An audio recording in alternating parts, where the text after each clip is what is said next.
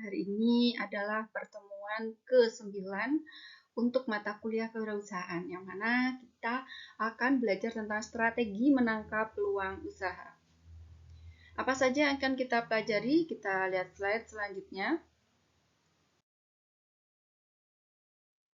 Nah, kalau kita melihat dari gambar ini, untuk sukses itu harus ada beberapa hal yang mana harus dipelajari, dipahami, kemudian bisa diterapkan. Seperti yang kita lihat di slide ini.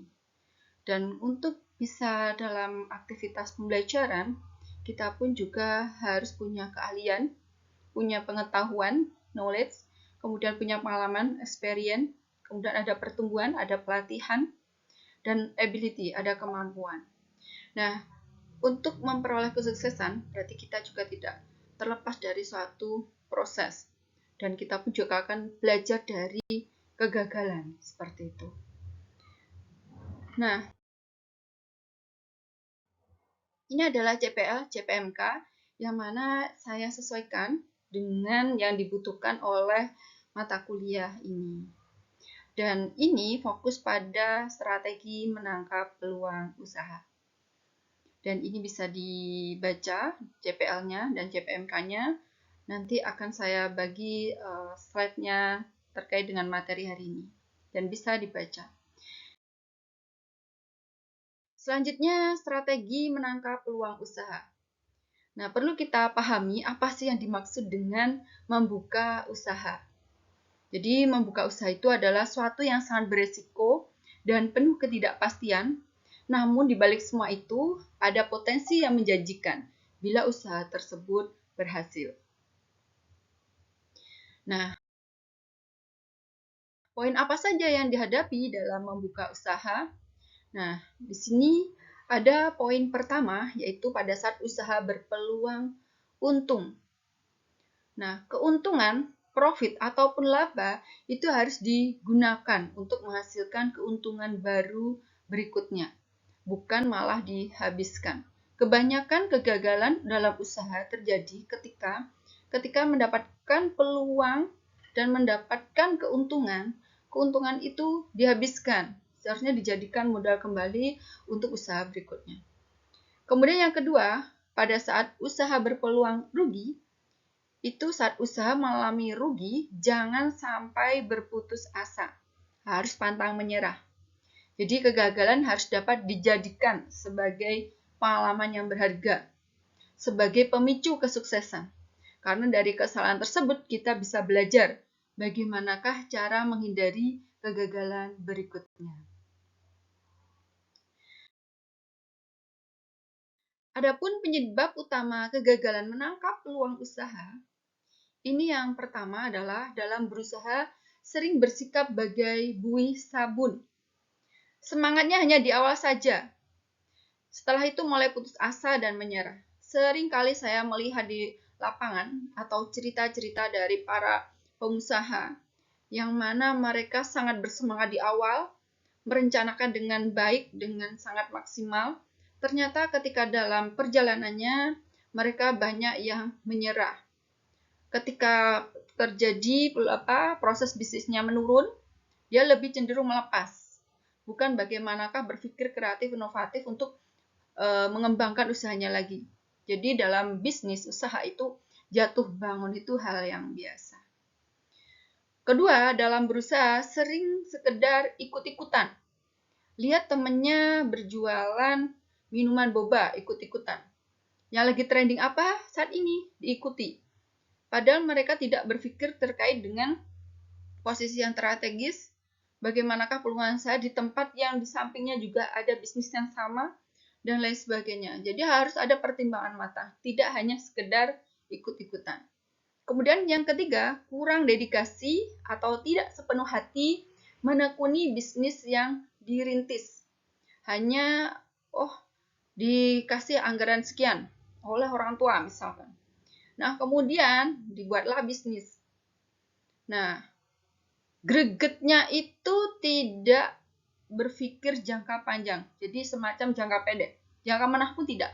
Nah, ini bisa jadi yang menyebabkan kegagalan dalam menangkap peluang usaha. Nah, kemudian perencanaan pengelolaan keuangan yang buruk. Nah, hal ini yang sering terjadi. Banyak orang yang pintar hitungan, tapi kurang pintar dalam pengelolaan. Jadi tidak semua orang itu memiliki keahlian dalam mengelola keuangan.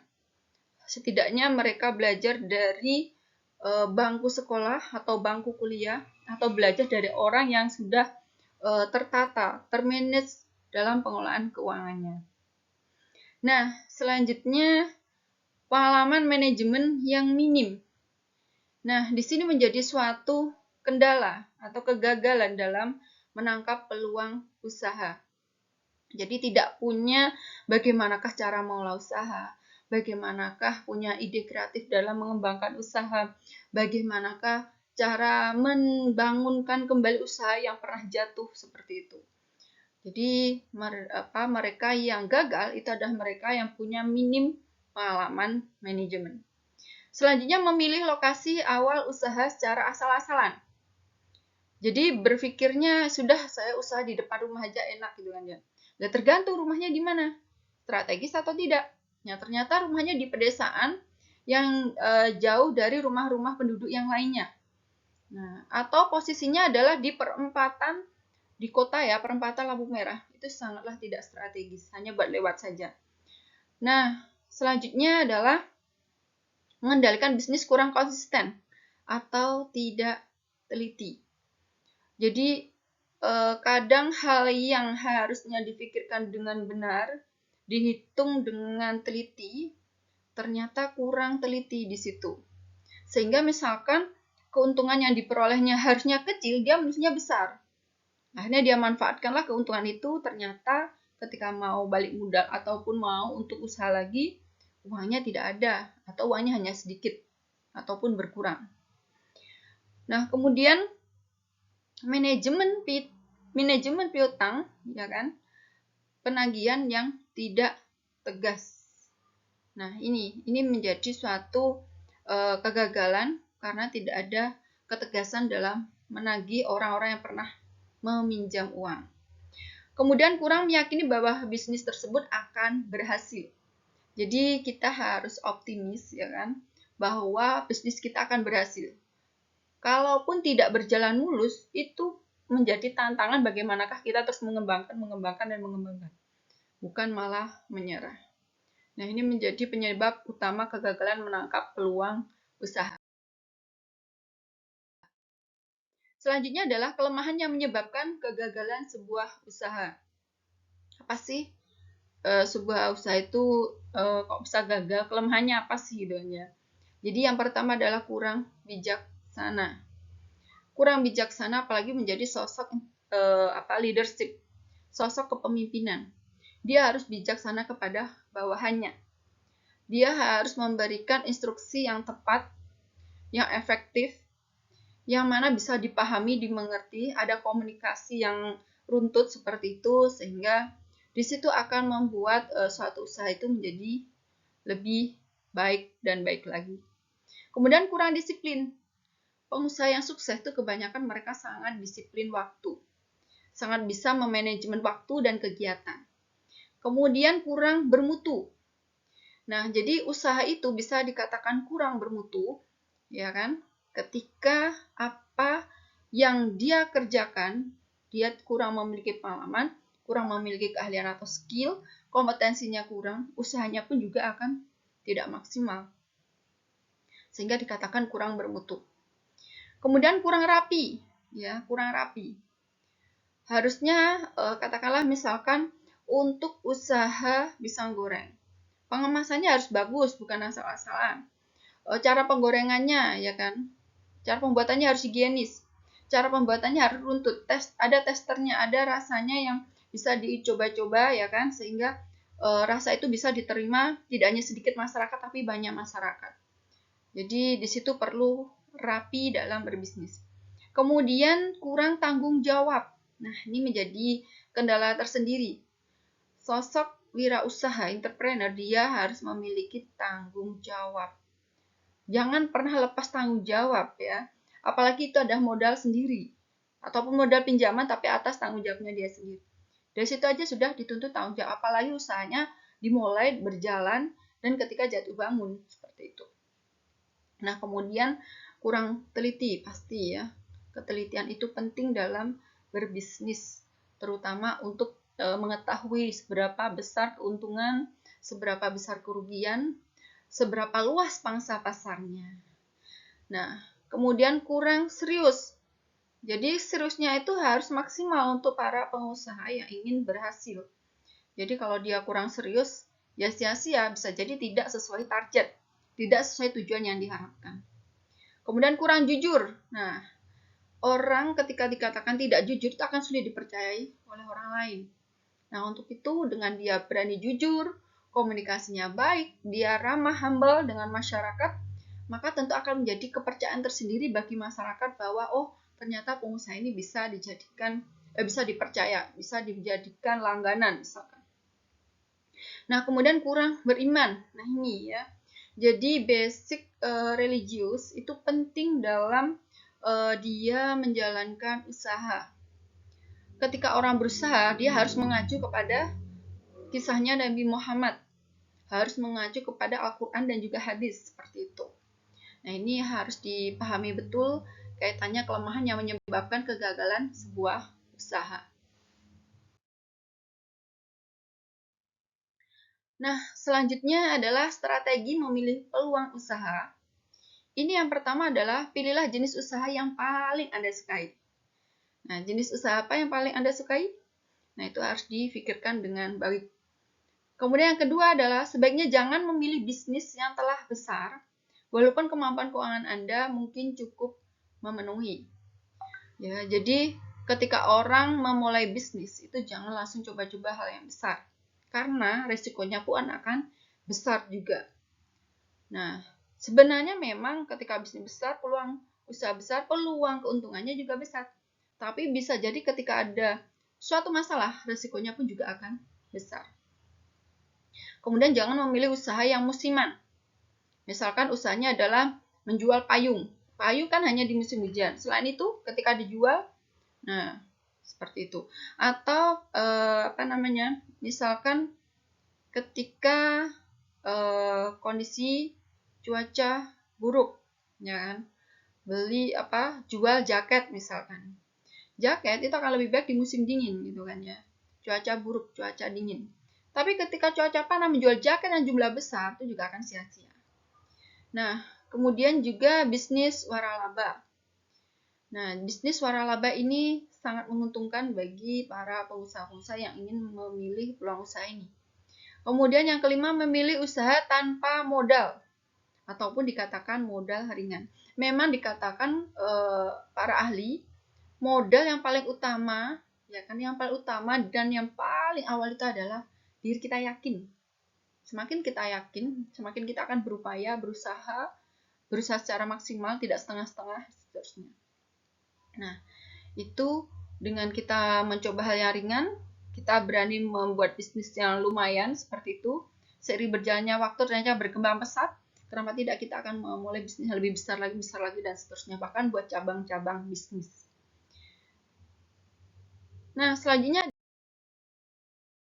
adalah unsur-unsur utama berwirausaha.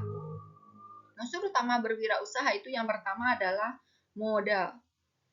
Nah, kenapa modal menjadi unsur utama? Seseorang entrepreneur atau calon entrepreneur, dia tidak akan memulai usahanya tanpa ada kejelasan modal. Apa yang mau dia lakukan kalau tanpa modal? Jadi modal menjadi unsur utama. Yang kedua adalah lokasi. Setelah punya modal, berarti kita harus memikirkan tempatnya di mana. Tempat itu harus strategis. Strategis itu memang setiap perspektif orang berbeda. Tapi bisa digarisbawahi, di situ menyesuaikan dengan usaha apa kita dulu. Kita mau usaha apa dulu, baru kita berpikir lokasi yang strategis itu yang seperti apa, di mana, seperti itu. Kemudian pelanggan, sudah ada modal, ya kan, sudah ada lokasi, kita harus cari pelanggan. Bisa dari medsos, ya kan, bisa dari face to face, bisa dari lingkungan sekitar, masyarakat sekitar, atau yang lebih cakupannya lebih luas by digital gitu ya. Kemudian rekan atau mitra bisnis. Nah, ini penting sekali ya. Jadi kita tidak hanya hubungan antara misalkan produsen konsumen, dan ada distributornya, tapi juga mitra bisnis yang terkait dengan bisnis kita. Yang terkait apa saja kita jalin hubungan yang baik, dengan hubungan yang mutualisme. Seperti itu. Nah, selanjutnya adalah sifat-sifat yang harus dimiliki oleh seorang usahawan sukses, misalkan pedagang. Nah, di sini adalah dia harus menjadi sosok yang berani, ya kan? Berani itu berani menanggung risiko, berani dengan tantangan, ya kan? Berani dengan segala bentuk kegagalan, permasalahan dan lain sebagainya. Berani memberikan solusi dari suatu permasalahan. Berani menyelesaikan masalahnya sendiri. Kemudian yang kedua adalah jujur. Jujur ini juga menjadi kunci utama seorang berusaha sukses. Ketika dia jujur, dia akan terus dipercaya. Bahkan dikatakan pelanggan setia karena dia setia dengan kejujuran entrepreneur tersebut. Kemudian yang ketiga adalah tekun. Dia harus tekun. Misalkan datang pagi jam 7 lah. Berarti jam 7 tepat harus datang. Jangan semakin molor jam 8, setengah 9, 9 dan seterusnya. Itu menjadi image bisa jadi negatif oleh masyarakat sekitar. Serius nggak nih berbisnis seperti itu. Nah, kemudian sabar. Memang masyarakat dengan berbagai karakter, tidak semuanya kan kondisinya itu stabil emosinya. Ketika emosinya memuncak, mau nggak mau kondisi kita harus sabar. Meskipun kita merasa disakiti, dirugikan, tapi bisa jadi dengan kita mensabari seseorang, orang tersebut akan memberikan timbal balik yang luar biasa setelahnya. Ini pernah saya buktikan sendiri ya, ketika ada orang menjelek-jelekkan, menjatuhkan di depan kita. Kita ikuti aja, kita ikuti alurnya. Nah, mereka tahu kok kita kurang merespon yang sama-sama negatif seperti itu. Nah, akhirnya dengan seiring berjalannya waktu, kita dekati, kita ikuti maunya, kita arahkan, kita buat bukti-bukti saksi-saksi kebenaran dan lain sebagainya. Akhirnya justru malah dia menjadi pelanggan setia, seperti itu. Nah, kemudian tabah ya. Memang sabar dan tabah ini mirip-mirip ya. Jadi ketika dia apapun kita itu, kita tidak hanya cuma sabar tapi juga tabah. Kemudian positif ya, apalagi kaitannya positive thinking. Apapun kondisinya, kita harus berpikir positif, pasti bisa, pasti ada jalan keluar ya kan, pasti menuai peningkatan. Kemudian kita juga husnuzon, tidak seuzon seperti itu kepada siapapun. Nah, di situ akan membuat nuansanya positif, akan buat nuansanya nyaman, tenang, tidak ada masalah, dan enjoy, sama-sama enjoy seperti itu. Nah, selanjutnya adalah ini semacam orang yang punya rencana, ya kan, punya keyakinan, dan dia meyakini bahwa ide-idenya itu akan direalisasikan dan seluruh masyarakat itu akan mempercayai apa yang ada dalam ide pikirannya. Nah, kondisi-kondisi orang yang benar-benar sudah siap, bahkan dikatakan 100%, kenapa tidak dia memulai usaha. Baik, semuanya demikian untuk materi terkait dengan strategi menangkap peluang bisnis. Saya akhiri dari saya. Wassalamualaikum warahmatullahi wabarakatuh.